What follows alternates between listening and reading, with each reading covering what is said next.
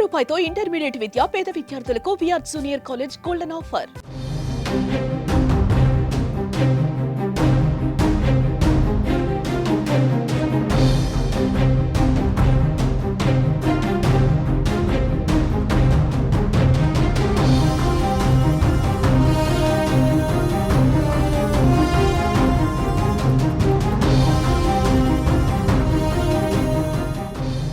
తెలంగాణలోని మేడ్చల్లో పట్టపగలే నడి రోడ్డుపైన దారుణం చోటు చేసుకుంది. బస్ డిపో ముందు సొంత అన్నను తమ్ముడు కత్తితో పొడిచి హత్య చేశాడు. ఏది ఏమైనా వదినను నేనే చూసుకుంటా, అన్నను చంపేస్తామని ముందుగానే తన తల్లికి చెప్పి తమ్ముడు రాకేష్ హామీ ఇచ్చి మరీ చంపాడు. జాతీయ రహదారిపైన చిన్నాన్న కొడుకుతో పాటు తమ్ముడు వేటాడి కత్తులతో దాడి చేసి ప్రాణం పోయే వరకు కసితీరా పొడిచి చంపారు. అందరూ చూస్తుండగానే ఈ దారుణ ఘటన చోటు చేసుకుంది.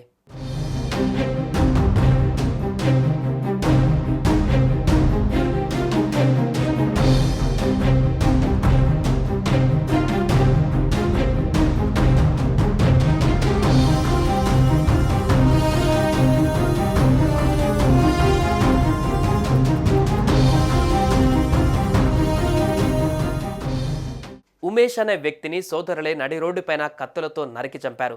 హత్య చేసి అక్కడి నుంచి పరారయ్యారు.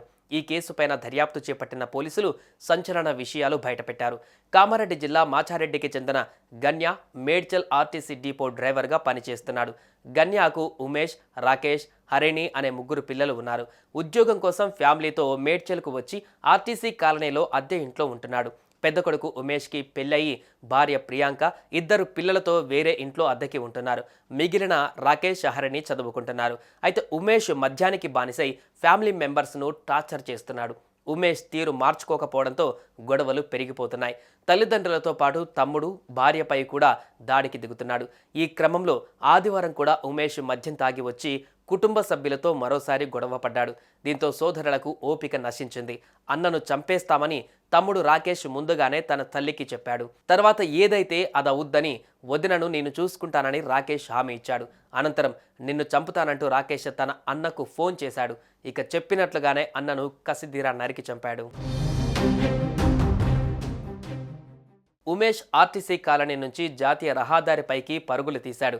రాజేష్, లక్ష్మణ్ తరుముకుంటూ బస్ డిపో ఎదుట పట్టుకొని ఉమేష్ను కత్తులతో పొడిచి చంపారు. చనిపోయాడని కన్ఫర్మ్ చేసుకున్నాక తాపీగా అక్కడి నుంచి వెళ్ళిపోయాడు. విషయాన్ని తెలుసుకున్న ఉమేష్ తల్లి, భార్య, పిల్లలతో సహా ఘటనా స్థలానికి చేరుకొని ఏడ్చారు.